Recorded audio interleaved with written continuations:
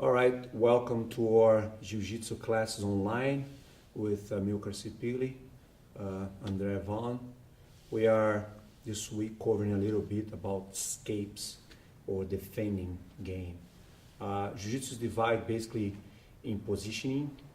First we achieve a position, we control the position, and then eventually, of course, we're gonna attack. There's position that are attacking position, there's position that are holding positions. So you want to always seek for the attacking position to be effective. The defending game, it's very important in Jiu-Jitsu, especially for the guys that are more the newer comers to the game, the newer players. In the beginning, they're going to just be defending a lot. And that brings a lot of frustration sometimes because you get in bad positions, you don't know how to get out, how to defend, how to survive. And this week I want to cover just how to defend, how to be able to escape things, how to be able to survive the other guy or the more experienced guy to some attacks in Jiu-Jitsu. We have basically a group of 20, 25 positions that we see all the time when you roll.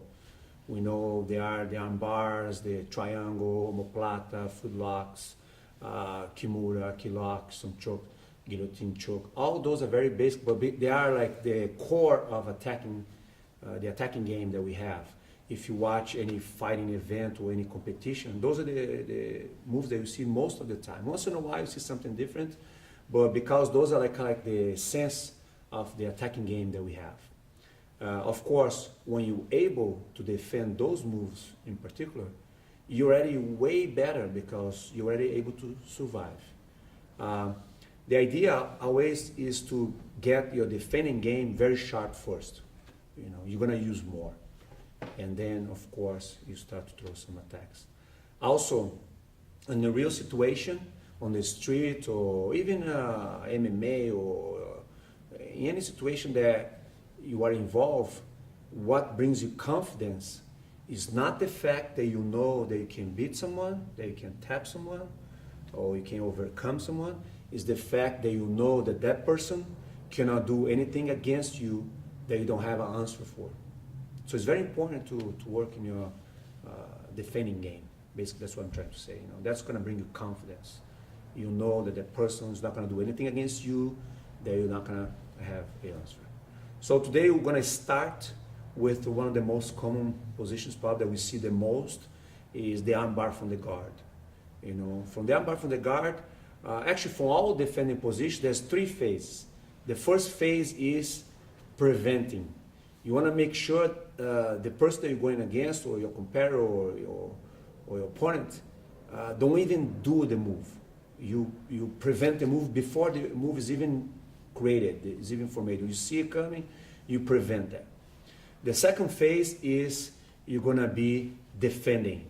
The person starts to do the move on you, you realize the move start to be created and is happening, and then you defend the move. Basically, you cut it in half, or you stop, you spoil the move, you do something that the move is not actually finished.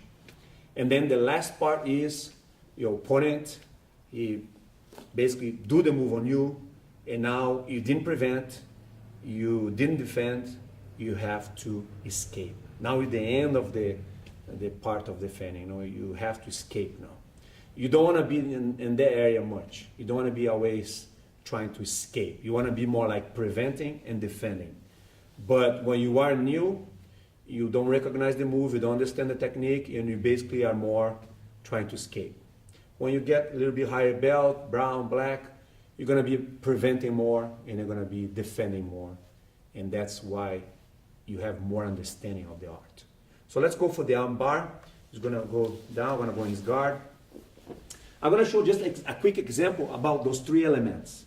The preventing, the defending, and the escape. On this situation here, I can use it, you guys can fully understand what I'm saying. For example, I'm fighting him here. I see his hips move that way, I already shrink my arm. Go ahead, look like for armbar. Look, I shrink my elbow inside. He wants the armbar. I understand that. I didn't make him notice that. I just shrink my elbow inside. I know it's going to be already hard for him to get my arm, So I prevent. The move was not even created yet. Just because I did this, I put my elbow right in his thigh right here, and I'm good. I'm preventing. you know. But I didn't do like, you know, I don't want also to be so obvious to him that I recognize the move. I do in a way that, look, I shrink my elbow here, and I keep firing. I already defend my arm. I prevent the armbar to happen. And he don't need to know. He might think, oh man, I was gonna go for his arm, and I'm thinking, he's gonna go for my arm, already prevent. That's preventing. Defending, look, he goes for the arm. Look, I hold my biceps, go. Boom, I got here. I prevent first, but now I'm defending the armbar from happening. Didn't happen yet. He's gonna have to fight for my arm now. Eventually I can probably put my arm out, push him and pass. But now I'm defending the arm. Means he started to do the move, he's doing the move, and in the middle of the move I kind of like stop or spoil his move. I did something that he could not accomplish his move completely. So that is defending. So you go again, look, just by holding my bicep here and throw my hand inside, no problem. I already defend. It's not over yet. He's gonna fight for my arm here and I gotta fight to get out. But what I'm saying is, I didn't let him accomplish his move. And then we're gonna go to the last phase, which is escaping. Escaping is he did the arm, I was kind of like, but he got my arm. Now the armbar is 1 second from being accomplished here. You already got it. Things are solid right here. I'm a little bit trouble. One thing I don't want to do, I don't want to stand up. Look what happens to my arm when I stand up. If I start to stand up here, I armbar myself. So just by going up, I'm putting pressure on my own arm. Let me show you without you. Look, if I'm here, my arm is in danger. He got my arm, and I stand up, look what happened. I armbar myself. I don't want to do that. But that's very common. I see in fights people try to stand up and prime the arm out. If this guy is good, when you try to prime your arm out, he's going to break your arm, he's going to hurt you. So you don't want to stand up. You don't want to fully extend your arm. Actually, you want to do the opposite. You want to try to touch your shoulder to your hand, so your arm is a little bit more protected. Because what he wants to do is extend your arm and put pressure on your elbow here with your thumb in the right position. So that's how you're going to feel the armbar. So why am I going to help him to do the armbar that he's already doing? No, I'm going to, instead to go up, actually go down. So we'll go again. I was fighting here, I made a mistake, boom, he goes locked. So I don't go up. As soon as he got my arm, look what I do. I go with my hand behind his head, I start to go towards him a lot, and I bring my leg right behind his butt. The reason I do that, I don't want him to push me back and make me fall and extend my arm. Now look, I have control here, I hold my bicep. Sometimes people even put this here. You can do it that. I usually hold my bicep and go here. See how it's all crunched up right here? Now like slowly, I start to pull my arm out. Look, slowly. When my elbow is out, I'm out. Then I have two options here. One, I push his hip to the side, pass. Or I throw my hip at him and pass too. Come on, this way. So I was here fighting. Boom, he got my arm. Don't go up. Look. Bend it. Don't put his arm here like this straight too, because then he attack my other arm. It's not good. I go towards him. I bend him here. Put my leg right behind his butt, his spine right there. Now look, slowly. Put elbow out. Little by little. My elbow's out, I'm out. The other option that I have, I throw my hips at him. That way. I also pass. And that's what you want.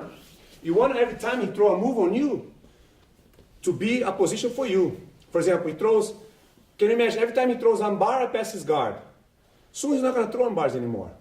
But if every time he throws armbar on me and I kind of like accept that, instead to try to prevent, defend and escape, it's going to be a perfect game for him. So one more time. I'm fighting right here, I made a mistake, look, boom. Look, behind the head, bicep. You can hold the gi if you want, just make sure you try to touch his knee close to his face. So you fold him here, look. Put your leg right behind his back so he cannot have space to move. Because his legs are very powerful here, he can push me back, but right now he can't. Now look, elbow out, boom, my elbow out, hand on the hip, push him sideways, pass. You know, that's the idea of, again, escaping the armbar. That's the position for today.